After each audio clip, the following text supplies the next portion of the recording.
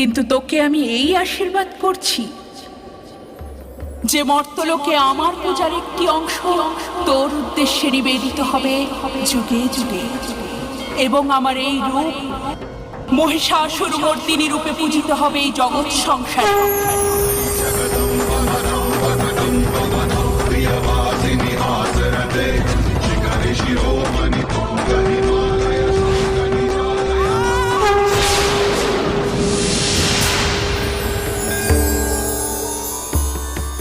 এই হলো মহিষাসুর মর্দিনীর গল্প।